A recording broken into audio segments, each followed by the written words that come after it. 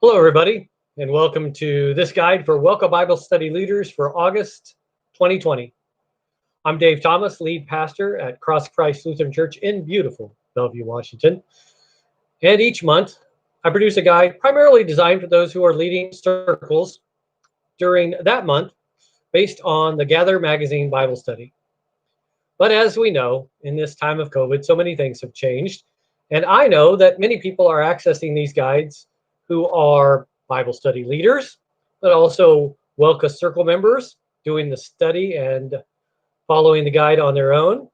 Other ladies from Cross of Christ, folks beyond our congregation, and even you fellas, you're all welcome. This is the third and final part of a series titled Just Love. And I'm glad to have you join me as we take a look at the study, primarily at the biblical text, but also at the Gather magazine from women of the ELCA as well. So let's get started. In the introductory paragraph for the study, our co-authors write this. Session 3 challenges readers to examine what just love requires when injustice occurs at the highest levels of government.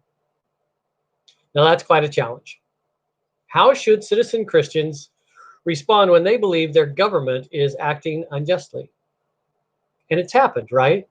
Even in our own nation's history, sadly, on more than one occasion, injustices, including the enslavement of African people, government-sponsored mistreatment of Native people, general labor abuses, and in particular, child labor, the right or not granted right to vote for different peoples, and civil rights, among others, have caused citizens motivated by their faith and their reading of the Bible to confront their elected officials and demand change.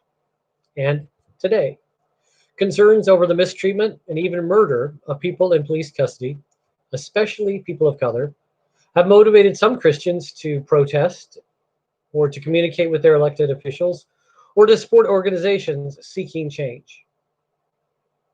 The biblical example from the Gather study is that of two common, ordinary women, Hebrew midwives named Shiphrah and Puah, who defied the direct orders of the supreme leader of their nation, the newly enthroned Pharaoh. As recorded in the book of Exodus, chapter 1, beginning at verse 8 through verse 14 for the first section from Gather magazine. I'll be using the New Revised Standard Version of the English Bible as we look at the text.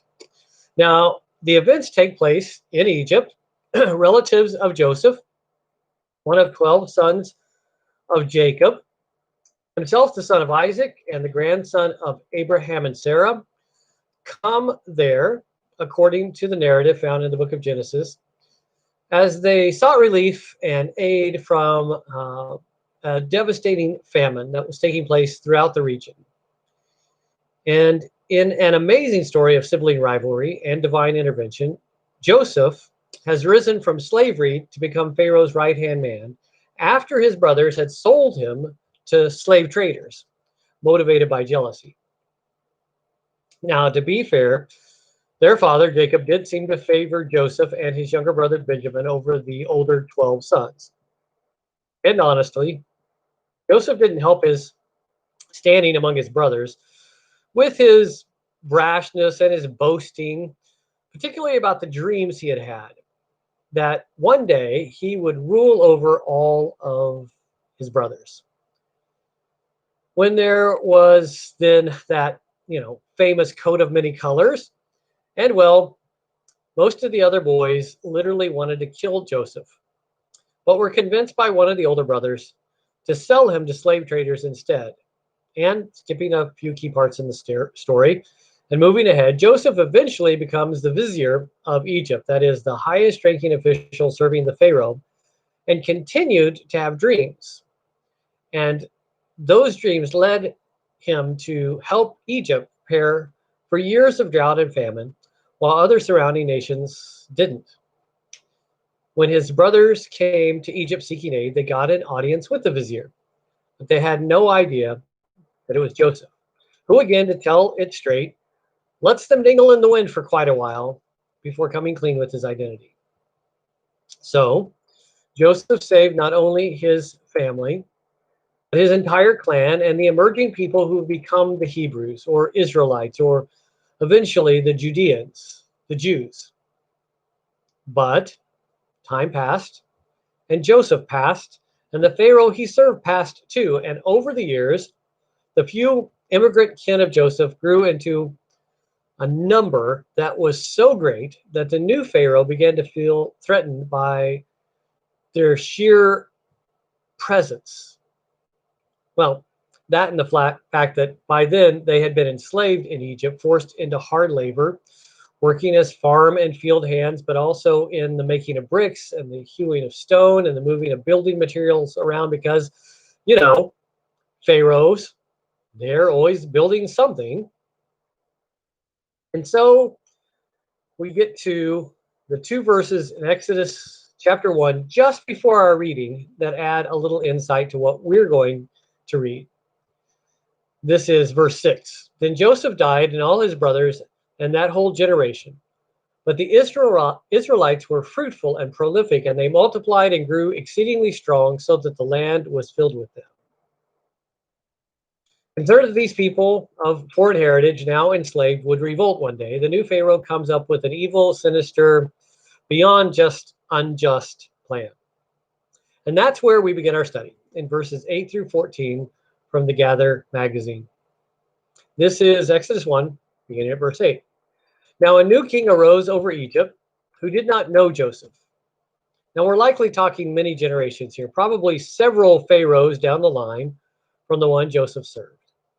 Verse 9, and he said to the people, and the implication here is that there was a royal address or maybe a royal edict. And this is what the new Pharaoh said, look, that is, behold, observe, see for yourselves.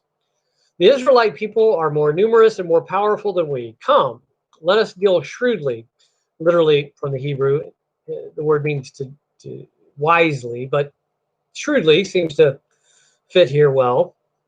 Let us deal shrewdly with them, or they will increase, and in the event of war, join our enemies and fight against us and escape from the land.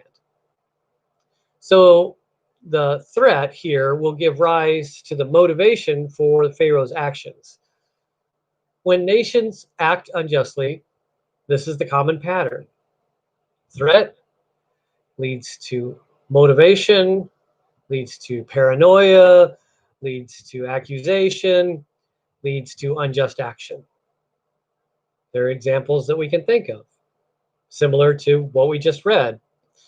Like, look, the native people aren't thrilled that we've come here and taken their land and won it for ourselves. So let us act shrewdly and run them off, or kill them, or put them on reservations, or else these savages might well take up arms and defend their lands and families. Or maybe, look, the other racial groups don't like that we have all the power and resources. Let us act shrewdly by writing laws to keep them from having access to power or being able to have access to the ballot box. Because if they ever get to vote freely, they will vote themselves in and us out. We return to our text. Excuse me, verse 11. Therefore they, the Egyptians, set taskmasters over them, the Hebrew slaves, to oppress them with forced labor. They built supply cities, Pithom and Ramses, for Pharaoh.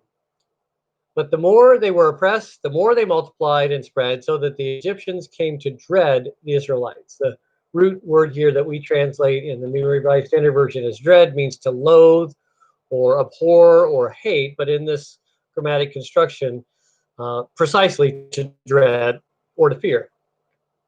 Verse 13, the Egyptians became ruthless in imposing tasks on the Israelites. Literally, they made them work with harshness, and they made their lives bitter with hard service in mortar and brick and in every kind of field labor. They were ruthless in all the tasks that they imposed on them. So the harshness or brutality becomes the policy of the Pharaoh. And we can see it as emphasized here in just these short verses because it's repeated twice, this word ruthless. in English, the word we translate as ruthless. So from our opening section, the scene is set. The Hebrews are growing in numbers. More and more babies are being born, which is reckoned by the new Pharaoh as a growing threat. So the first phase of his plan is to increase the harshness or the brutality of the working conditions. But that's not the end of the systemic injustices that the Pharaoh plans. So let's read on in verses 15 to 17. This is the second section of text from the Gather magazine study. Verse 15. Then the king of Egypt said to the Hebrew midwives, one of whom was named Shiphrah, which, by the way, in Hebrew means beauty, but also means fairness. That is, fair of face, but also fair in the sense of just or equitable, which is, it's not ironic, it's rather fitting based on the just and equitable action she takes. And the other, Puah, verse 16. This is the Pharaoh speaking. When you act as midwives to the Hebrew women, and you see them on the birth stool, if it is a boy, kill him. But if it is a girl, she shall live. I'd note that our study authors point out that there is a gender difference here, and they speak a little bit about the assumptions likely behind it. You might look at question 3 on page 36 of Gather magazine if that intrigues you. Verse 17, but the midwives feared God, that is, they respected God, reverenced God, held God in honor. That's the sense of fear, not coward. But the midwives respected and reverenced God so that they did not do as the king of Egypt commanded them, but they let the boys live. This is a harsh story. We're startled in the face of such cruelty and such calloused evil. Who could contemplate such an injustice, to kill newborn baby boys? And yet, history is filled with demonic despots who ordered or orchestrated genocide, including the murders of hundreds and thousands and even at times millions of people, including women and children too.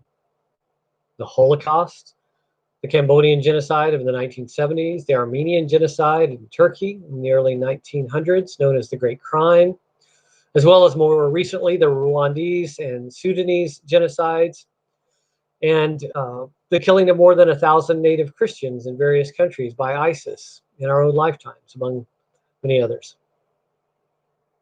Other government injustices are maybe less headline attracting, less horrific or dramatic, and yet still damaging, even devastating. So what does this example tell us about how people of faith are to act when compelled by unjust laws to behave in ways that are completely contrary to godly and biblical principles? What can we learn from these two just and brave midwives? Well, they were motivated by fear or respect of God, and they defied the evil orders of the Pharaoh. What would be the consequences? Well, the story continues in verses 18 to 22. And so now we're in the third section of the study. So the king of Egypt summoned the midwives. I can't help but imagine how these two women must have felt, what fear they must have had. Lowly Hebrew women from a despised and enslaved people group, summoned to the throne room of the most powerful man in the nation, one of the most powerful people in the world at that time. And this is what he says to them. He said to them, "How have you done this and allowed the boys to live?" The midwife said to Pharaoh, "Because the Hebrew women are not like Egyptian women, for they are vigorous and give birth before the midwives can come to them." So the midwives tell a lie. They lie in order to not only protect themselves, but to stay in a position to protect Hebrew baby boys. Now, lying is wrong, right? At least generally speaking. In your opinion, when, if ever, is lying or a lesser evil defensible in the face of a greater one? Also, our study authors make an interesting observation from this section. On page 37, they quote biblical scholar Wilda Gaffney's book, womanish midrash. And they quote her translation of this verse, which goes thusly: the Hebrew women are brutish, animalistic, chayoth, not refined like Egyptian women. Their babies just plop out from them. Gaffney goes on to argue that because Pharaoh sees the Hebrew people as inferior, less than human, animal-like, inferior to the Egyptians, he's deceived by what is an obvious lie by the midwives. He's ready to believe such a thing, that this people group could be more animalistic than human. Again, we see a repeat of this throughout history when groups are oppressed or when genocide is explained away by its perpetrators. A quick side note on the Hebrew word, or the root here, chayoth, which means, depending on context, tense, and grammar, among other things, to give birth or to aid in giving birth, thus to serve as a midwife. So, to say that the Hebrew mothers were chayoth or chayoth is to say that they gave birth readily, needing no help or midwife like a wild animal. So we continue with the text itself in verse 20. So God dealt well with the midwives, and the people multiplied and became very strong. And because the midwives feared God, he gave them families. Then Pharaoh commanded all his people, every boy that is born to the Hebrews, you shall throw into the Nile, but you shall let every girl live. So thwarted by the God-fearing and clever, dare we say shrewd, midwives, Pharaoh conspires an alternative genocidal plan to deal with his fears of these multiplying foreigners. Evil people and evil systems are persistent, and they will morph into new forms in pursuit of their same self-serving, unjust results. After their emancipation, Black American freed slaves still faced all kinds of systemic racial injustices. Many of them government supported, like Jim Crow laws, unfair voting regulations, and redlining. I would commend to you from our study the stories of other brave women in American history who defied such unjust laws and systems and rulers.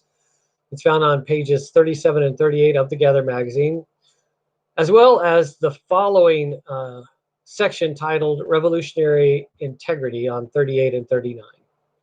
Likewise, questions 9 and 10 on page 38 about acting divinely defiant are very much worth pondering on your own or in your circles. And finally, I'd encourage you to read the conclusion of the Bible study on pages 38 and 39, as well as question 13, and especially question 14, which follows. All right, ladies and gentlemen who have joined us, that's my guide for you for the August WELCA Bible study. Whether you are diving deeper on your own now, or with your circle sisters via Zoom, or in some other ways, spending more time with this text and with this month's Bible study, God bless you and your study of God's Word, the Word that brings us life and inspires us to act in ways that promote and preserve life for all of our neighbors, near and far. Until next month, goodbye.